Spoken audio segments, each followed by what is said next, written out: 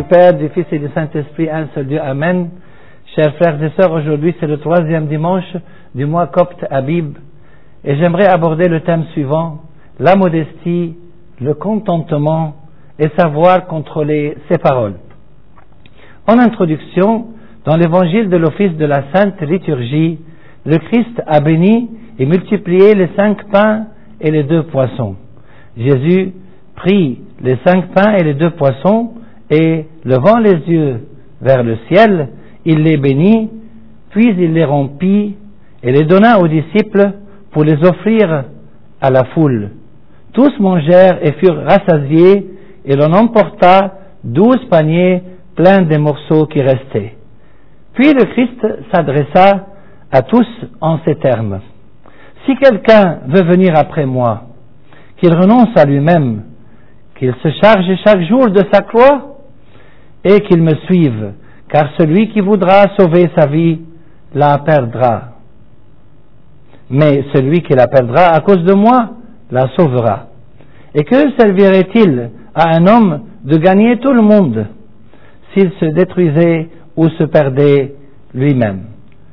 L'observation d'œuvres miraculeuses dans notre vie quotidienne, comme celle de la multiplication des 5 pains et des 2 poissons, peuvent s'avérer merveilleuses, mais n'est pas suffisante à l'obtention de notre salut éternel. Car pour celui qui souhaite suivre le Christ, il lui faudra, en plus de la foi et de la pratique des sacrements de l'Église, renoncer à lui-même et se charger chaque jour de sa croix. Voici, chers frères et sœurs, 3 thèmes importants mentionnés dans les lectures bibliques d'aujourd'hui qui pourront nous aider chaque jour à porter notre croix.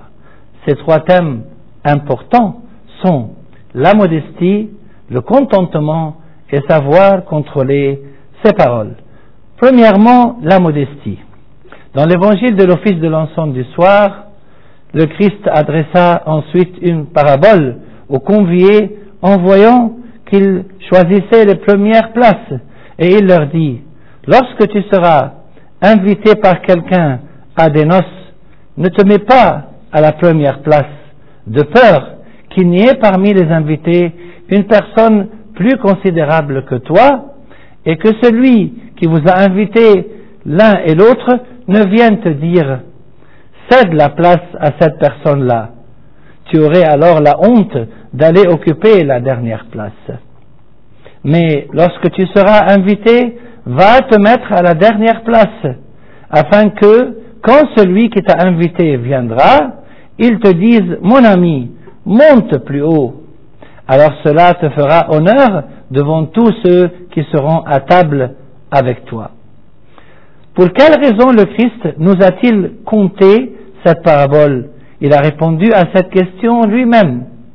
Car quiconque s'élève sera abaissé, et quiconque s'abaisse sera élevé. Deuxièmement, le contentement. Dans sa première épître à Timothée de l'office de la Sainte Liturgie, Saint Paul nous dit: c'est en effet une grande source de gain que la piété avec le contentement, car nous n'avons rien apporté dans le monde, et il est évident que nous n'en pouvons rien emporter.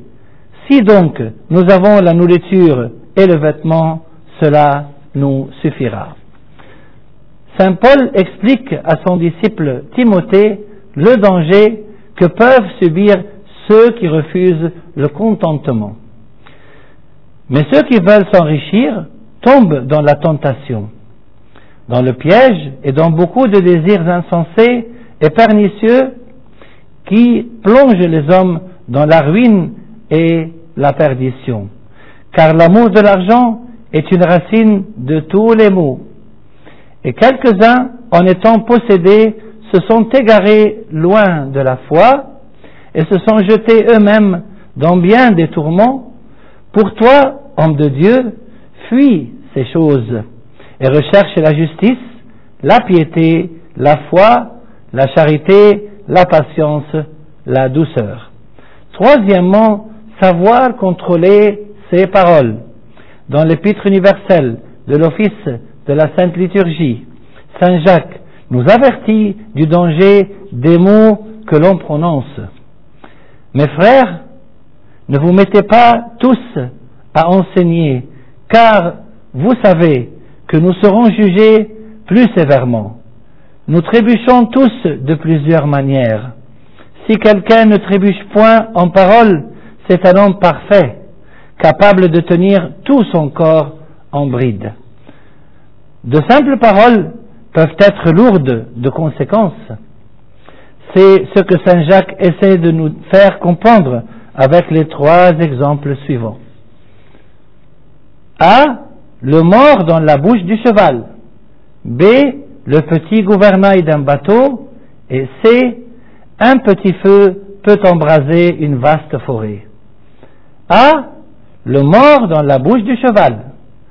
Si nous mettons le mort dans la bouche des chevaux pour qu'ils nous obéissent, nous dirigeons aussi leur corps tout entier. B. Le petit gouvernail d'un bateau. Voici même les navires qui sont si grands et que poussent des vents impétueux, sont dirigés par un très petit gouvernail au gré du pilote. C. Un petit feu peut embraser une vaste forêt.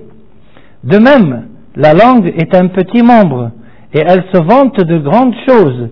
Voici, comme il faut peu de feu pour embraser une vaste forêt, la langue aussi est un feu, c'est le monde de l'iniquité. La langue est placée parmi nos membres, elle qui souille le corps entier et qui embrase le cycle de la nature, étant elle-même embrasée par la géhenne. Et pour finir, saint Jacques établit une comparaison entre des éléments de la nature et la langue.